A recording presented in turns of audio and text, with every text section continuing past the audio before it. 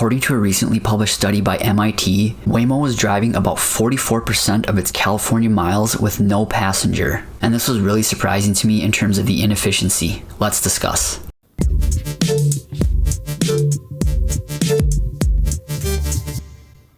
Alright, so I found this information in this article on technology.org, and the MIT study covered data from August 2023 through December 2025. The first 1,000 days that Waymo was operating in California. And it said at the start of the study, just 36% of Waymo's miles carried a passenger, and by the end of the study, that share rose to roughly 56%, then it flattened, so about 44% of the company's miles happened with an empty electric car on the road. And again, this is 44% of miles, not time. 44% of the miles that they're traveling were with no rider in the car. So 44% of the time, Waymos were either en route to pick up a rider, or they were repositioning, moving to areas where they thought demand would be higher. And I would have thought, especially after 1,000 days, that Waymo would be much more efficient than that. But the same study also stated about 40% of the miles a Lyft or Uber driver logs are also empty. This was actually surprising to me too, because that is not my experience here, at least for me personally, in Minneapolis-St. Paul. I always try to keep those deadhead miles as low as possible. I almost never reposition. Wherever I drop a rider off, I just want to wait nearby for the next request. I knew I wasn't anywhere near 40% in terms of deadhead miles driving for Uber and Lyft, but I wanted to dive deeper into my data to see what the actual numbers were. And again, here in Minneapolis-St. Paul, we have guaranteed rates, which means drivers are accepting more requests. It's more efficient. That means shorter pickups. All right, so my sample sizes were 25 rides on Lyft and 28 rides on Uber. My total pickup mileage on Lyft was 23.84 miles. My total on-trip mileage was 241.08 miles. And my other mileage, which this includes occasional repositioning and also heading home at the end of the day, so my total mileage was 284.92.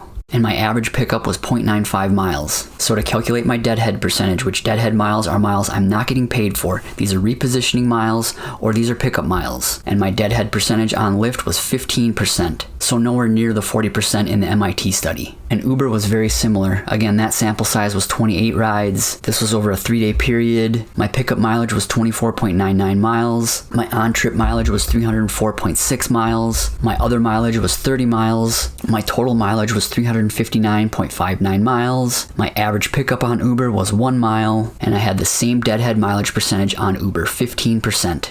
So here in Minneapolis-St. Paul, under our guaranteed rate structure, for me personally, 85% of my miles are with a rider in my vehicle, and only 15% of my miles are deadhead miles. Dead miles I am not getting paid for. Now I also wanted to take a look at what my efficiencies looked like before guaranteed rates were implemented here, so I looked at data in July of 2024. And back then, Lyft provided pickup data, but Uber did not, so I only have Lyft data. Again, I chose a sample size of 25 rides. My pickup mileage back then was 43.82 miles. My on-trip mileage was 206.06 miles. Again, 20 miles of other mileage. Total mileage was 269.88. My average pickup was 1.7 miles, so almost double my average pickup under our guaranteed rate structure. And my deadhead percentage was 24%. Again, not nearly close to the 40% in the MIT study. So again, these are my numbers for me personally here in Minneapolis-St. Paul in our market. I'm not sure how this works in other markets. Maybe those deadhead miles are a lot higher in other markets because of certain factors. So again, end of 2025, Waymos were driving around in California almost half of the time with no rider in their car. The study also stated that 40% of Lyft and Uber driver miles are deadhead miles. My personal experience in July of 2024, before guaranteed rates were implemented here, my deadhead percentage was 24%, and then I became even more efficient here once guaranteed rates were implemented, and that's down to 15% on both platforms. But what about all of you? Have you looked into your numbers? Do you know what your deadhead mileage percentage is, and what market do you drive in? And again, in my opinion, Waymo especially should be much more efficient. Driving around 44% of the time on California roads with no rider in the vehicle seems like a lot of unnecessary congestion. If you've yet to download the Solo app to help you manage your rideshare business and earn more, our referral link is in the description. We also have a free newsletter, and the link to sign up for that is in the description as well. If you've yet to watch my previous video on how to spot a 5-star rider almost instantly, be sure to check that one out. Thanks again for watching and drive safe. Thanks.